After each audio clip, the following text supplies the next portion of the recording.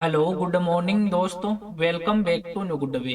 आज है दोस्तों 16 नवंबर 2023 और 16 नवंबर को हम जो भी डेली करंट अफेयर्स के जो इंपॉर्टेंट क्वेश्चन बने हैं उनके बारे में हम डिटेल से डिस्कस करेंगे। और आज के दिन कौन सा दिवस है वो मनाया जा रहा है, तो आज के दिन अंतर्राष्ट्रीय सहिष्णुता दिवस के रूप में मनाया जा रहा है, जो समाज में सहिष्णुता को बढ़ावा देने के लिए और आम लोगों में जागरूकता फैलाने के लिए है। ये प्रत्येक वर्ष 16 नवंबर को अंतर्राष्ट्रीय सहिष्णुता दिवस के रूप में मनाया जाता है। और ये दिवस मनाने का मुख्य उद्देश्य है कि ये संसार में हिंसा की भावना और जो नेगेटिविटी है उसको खत्म करके अहिंसा को बढ़ावा देना। और अंतर्राष्ट्रीय सहिष्णुता दिवस है, इसकी घोषणा वो वर्ष 1996 में संयुक्त राष्ट्र महासभा के द्वारा की गई थी, जिसमें मुख्य उद्देश्य रखा गया था कि दुनिया में बढ़ते जो अत्याचार, हिंसा और अन्याय को रोकने और लोगों को सहनशील और सहिष्णुता के प्रति जागरूकता करना है। और इसी के साथ में 16 नवंबर को राष्ट्रीय प्रेस दिवस के रूप में भी मनाया जाता है, जिसमें भारतीय प्रेस परिषद है इनको सम्मानित करने के लिए प्रत्येक वर्ष 16 नवंबर को राष्ट्रीय प्रेस दिवस के रूप में मनाया जाता है। और ये दिन है देश में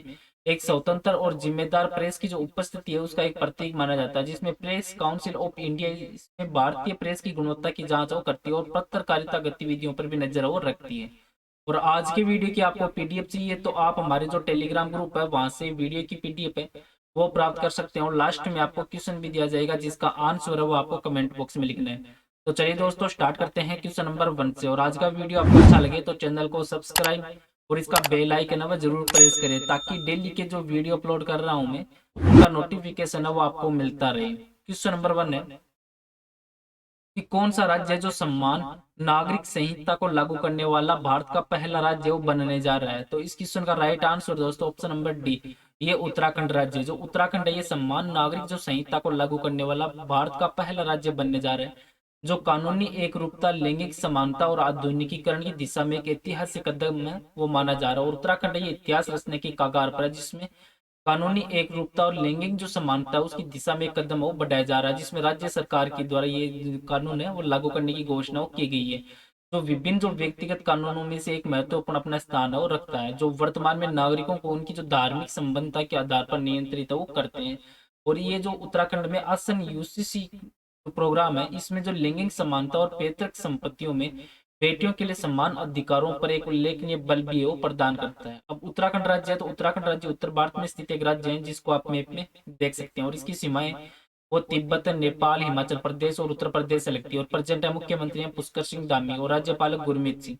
उत्तराखंड की राजधानी है देहरादून और उत्तराखंड में टोटल जिले हैं दोस्तों वो है 13। अब उत्तराखंड से संबंधित जो इंपॉर्टेंट बिंदु बनते हैं उन पर एक नजर डाल लेते हैं कि उत्तराखंड राज्य के सीएम ने एकल महिलाओं के लिए स्वरोजगार योजना की शुरू करने की घोषणा की है। और उत्तराखंड के सोनाली घोष है ये काजीरंगा उद्यान की पहली महिला निदेशक बनी है। और व्यावसायिक शिक्षा को बढ़ावा देने के लिए जो 47 स्कूलों में हब एंड जो स्पोक मॉडल है वो शुरू किया जाएगा। और डॉक्टर विक्रम गुप्ता ये राष्ट्रीय भूविज्ञान पुरस्कार से सम्मानित किए जाएंगे। उत्तराखंड विधानसभा के नवनिर्मित पुस्तकालय और नवीन जो वेबसाइट है इसका भी लोकार्पण वो हाल ही में किया गया है। और महात्मा गांधी ने अनाशक्ति योगा टीका नामक की पुस्तक है ये उत्तराखंड के कौसानी स्थान पर है वो लिखी थी। और उत्तराखंड की संतोपंत झील है ये त्रिभुजाकार की है। और जिम कार्बेट नेशनल पार्क संग्रहालय ये उत्तराखंड के जो कालाडूंगी शहर में स्थित है। और मत्स्य नीति उत्तराखंड में 2002 में लागू की गई थी। नेक्स्ट क्वेश्चन है क्वेश्चन नंबर 2 कि आईसीसी के हॉल ऑफ फेम में शामिल होने वाली पहली भारतीय महिला क्रिकेटर वो कौन बनी है।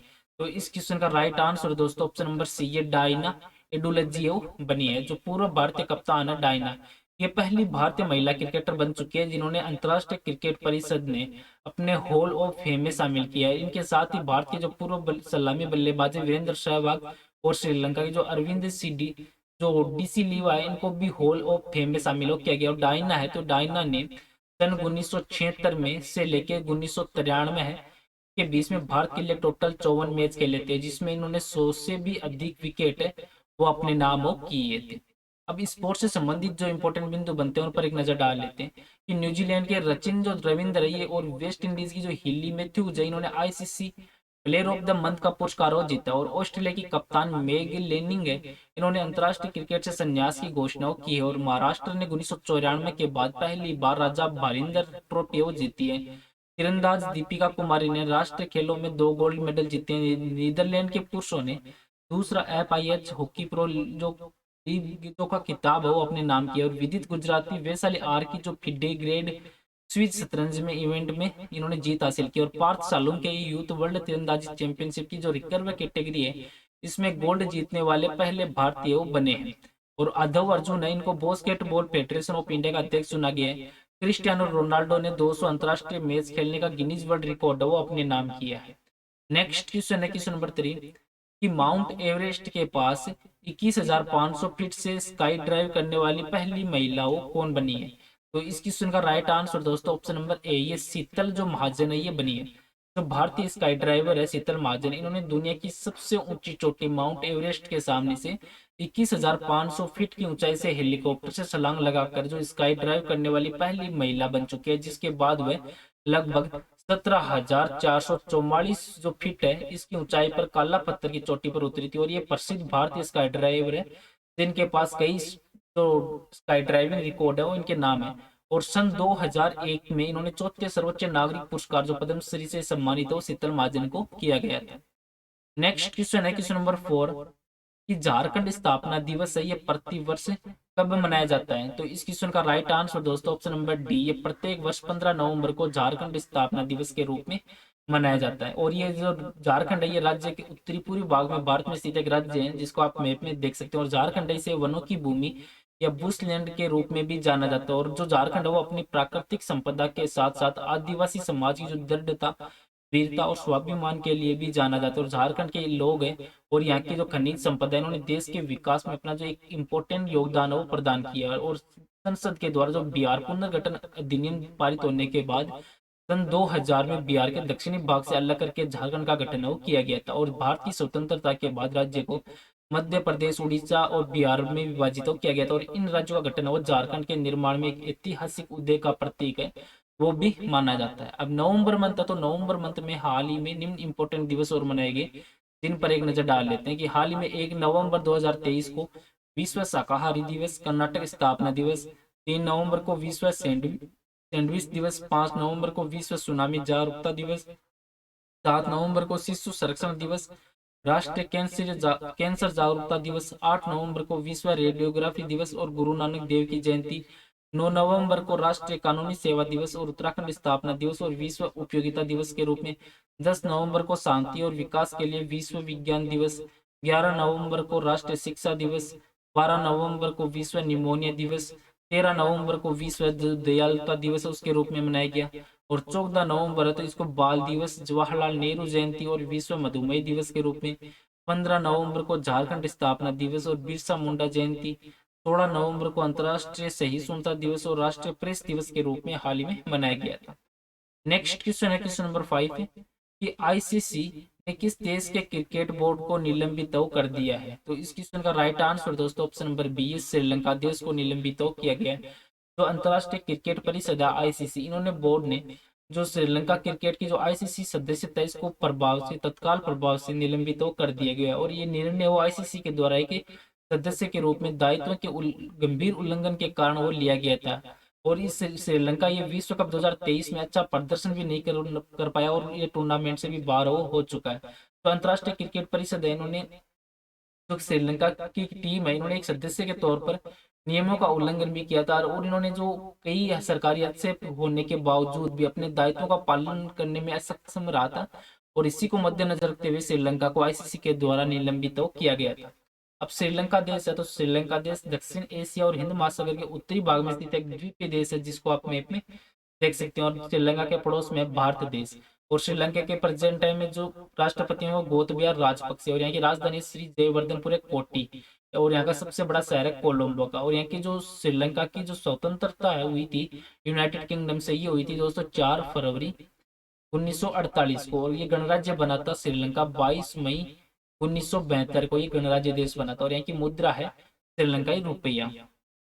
अब अंतर्राष्ट्रीय जो क्रिकेट परिषद है इसके बारे में एक नजर डाल लेते हैं कि इसकी स्थापना ये 1909 में इंग्लैंड, ऑस्ट्रेलिया और दक्षिण अफ्रीका के प्रतिनिधित्वों के द्वारा इंपीरियल क्रिकेट कॉन्फ्रेंस के रूप में की गई थी। और इसका हेडक्वार्टर दुबई, संयुक्त अरब अमीरात में। और 1965 में इसका नाम बदलकर अंतर्राष्ट्रीय क्रिकेट सम्मेलन कर दिया गया था। और इसमें 1989 में इसका पुनः नाम बदलकर अंतर्राष्ट्रीय क्रिकेट परिषद आईसीसी किया गया था। और इसके चेयरमैन है ग्रेग बार्कले। और इसके मुख्य कार्यकारी अधिकारी है सीईओ है जोफ अल्लाडिस।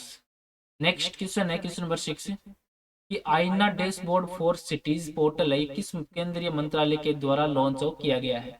तो इस क्वेश्चन का राइट आंसर दोस्तों ऑप्शन नंबर सी, ये आवास और शहरी मामलों के मंत्रालय के द्वारा ये लॉन्च किया गया है। आवास और शहरी मामलों के मंत्रालय इनके द्वारा हाल ही में आईना डैशबोर्ड फॉर सिटीज नामक का एक पोर्टल है वो इसको लॉन्च किया, और ये देश भर के जो शहरी स्थानीय निकाय है इस पोर्टल पर एक सरल डेटा प्रविष्टि फॉर्म के माध्यम से जो नियमित आधार पर एक अपनी स्वेच्छा या अपनी इच्छा से अपना जो प्रमुख जो भी डेटा वो जमा करने के लिए इस पहल में भाग और ले सकते हैं।